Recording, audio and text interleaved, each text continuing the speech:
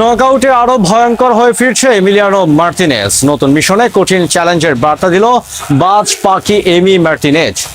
এতদিন যাকে নিয়ে চিন্তার ঘুম হারাম হয়েছিল কোটি কোটি আলবিসেলেস্তের সমর্থকদের, নকআউটে মরণ বাঁচর মঞ্চে নামার ঠিক আগ মুহূর্তে সেই বাজ পাখি এমিলিয়ানো মার্টিনেজ ফুটবল বিশ্বকে এক ভয়ঙ্কর কাঁপন ধরিয়ে দেওয়া হুঙ্কার ছাড়লেন। যে মানুষটি ভাঙা আঙুল নিয়ে তীব্র যন্ত্রণা বুকে চেপে গ্রুপ পর্বের 3টি ম্যাচ খেলে আর্জেন্টিনাকে গ্রুপ চ্যাম্পিয়ন করেছেন, তিনি এখন সম্পূর্ণ চোটমুক্ত, সম্পূর্ণ ফিট। আর ডাগ আউটে দাঁড়িয়ে খোদ এমিলিয়ানো মার্টিনেজই এবার প্রতিপক্ষকে সতর্ক করে দিয়ে বললেন, গ্রুপ পর্ব তো কেবল ট্রেলার ছিল, আসল সিনেমা তো নকআউটে দেখবে বিশ্ব। এখন আমি আমার স্বাভাবিক রূপে ফিরছি আমি, আর নকআউটে হতে যাচ্ছে আরো অনেক বেশি ভয়ঙ্কর। হ্যাঁ বন্ধুরা, ইউরোপা লিগের ফাইনাল থেকে শুরু করে বিশ্বকাপের গ্রুপ পর্ব দিবুর পর্যন্ত দিবুর আঙুলের সেই ইনজুরির আড়ালে কোন গোপন রহস্য লুকিয়ে ছিল, কিভাবে টেনিস বলের জাদুতে অলৌকিকভাবে সুস্থ হলেন তিনি, আর নকআউটের মহাযুদ্ধে মনস্তাত্ত্বিক লড়াইয়ে জিততে দিবু মার্টিনেজের কোন বিশেষ থেরাপি নিচ্ছেন। চলুন এই ভিডিওতে আর্জেন্টিনার দেয়াল এমিলিয়ানো মার্টিনেজের সেই অবিশ্বাস্য প্রত্যাবর্তনের নিখুঁত ব্যবচ্ছেদ করা যাক। বন্ধুরা, রহস্যটা জানতে হলে আমাদের ফিরে যেতে হবে টুর্নামেন্টের শুরুর 1 মাস আগে। ইউরোপা লিগের হাই ভোল্টেজ ফাইনালে খেলার সময় হাতের আঙুলে মারাত্মক ফ্র্যাকচারের শিকার হন এমিলিয়ানো মার্টিনেজ। সেই চোট পুরোপুরি না সেরেই দেশের টানে বিশ্বকাপের মঞ্চে আর্জেন্টিনার গোল পোস্টে সামলাতে দাঁড়িয়ে যান এই বাজ পাখি। আঙুলের ফ্র্যাকচার বা হাড্ডি কাটা নিয়ে খেলা যে কতটা যন্ত্রণাদায়ক তা কেবল একজন অ্যাথলেটই জানেন। কিন্তু দিবু মার্টিনেজ যে অবিশ্বাস্য চোট নিয়েও গ্রুপ পর্বের 3 ম্যাচে মাত্র 1টি গোল হজম করেছেন।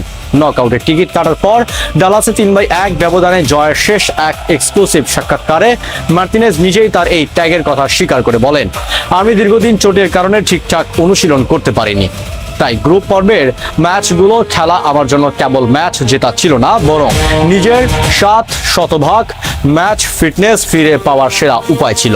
কিন্তু প্রশ্ন হচ্ছে, এই মারাত্মক ফ্র্যাকচার থেকে এত দ্রুত কিভাবে পুরোপুরি স্বাভাবিক অবস্থায় ফিরলেন দিবু?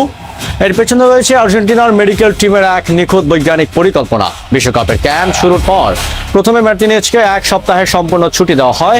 এরপর আর্জেন্টিনা দল যখন ক্যানসাস সিটিতে নিজেদের মূল ঘাঁটিতে পৌঁছায়, তখন শুরু হয় দিবুর আসল লড়াই।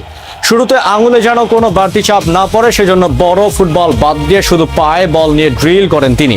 এরপর হাতের গ্রিক ও রিফ্লেক্স ঠিক রাখতে ব্যবহার করা হয় ছোট এবং হালকা ওজনের টেনিস বল। অবশেষে লেটেস্ট এক্স-রে রিপোর্ট যখন দেখা যায় আঙুলের হাড্ডি পুরোপুরি জোড়া লেগে গেছে, ঠিক তখন থেকে অনুশীলনের ইন্টেন্সিটি বা চাপ আস্তে আস্তে বাড়িয়ে দেওয়া হয়। মার্টিনেজ এখন উচ্ছ্বাস প্রকাশ করে বলছেন, যেভাবে চাই ঠিক সেভাবেই এখন অনুশীলন করতে পারছি। অবশেষে আমি আমার সেই চিরচেনা স্বাভাবিক অবস্থায় ফিরতে পেরেছি। এমিলিয়ানো মার্টিনেজ কেবল শারীরিকভাবে ফিট হচ্ছেন না, মানসিকভাবেও নিজেকে এক দানবীয় রূপে তৈরি করছেন। পেনাল্টি শুট আউট কিংবা 1-on-1 পরিস্থিতিতে প্রতিপক্ষ স্ট্রাইকারদের মনস্তাত্ত্বিকভাবে কিভাবে ধ্বংস করতে হয় তা দিবুর চেয়ে ভালো কেউ জানে না। আর এই মানসিক শক্তি ধরে রাখার পেছনে তার মনোবিদের অবদানের কথা অকপটে স্বীকার করছেন তিনি।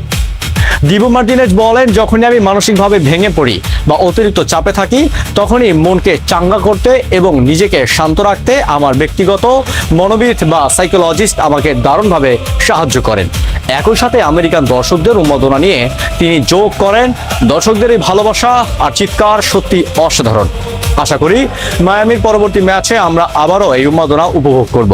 চোটের অন্ধকার অধ্যায় পেছনে ফেলে শতভাগ ফিট হয়ে বাজ পাখির এই পূর্ণরূপে ফিরে আসা প্রমাণ করে যে নকআউট পর্বে আর্জেন্টিনাকে গোল দেওয়া প্রতিপক্ষের জন্য কতটা অসম্ভব হতে যাচ্ছে।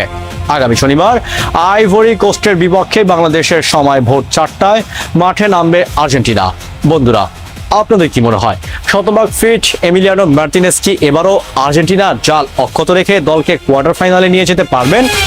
আইভরি কোস্টের বিরুদ্ধে ম্যাচে দিবু কি ক্লিন শিট রাখতে পারবেন? কমেন্ট বক্সে আপনার মূল্যবান মতামত এখনই জানিয়ে দিন। 2026 ফিফা বিশ্বকাপের প্রতিটি নকআউট ম্যাচের লাইভ টেকনিক্যাল অ্যানালাইসিস এবং সব এক্সক্লুসিভ খবরের জন্য আমাদের সাবস্ক্রাইব করে সাথেই থাকুন। ধন্যবাদ।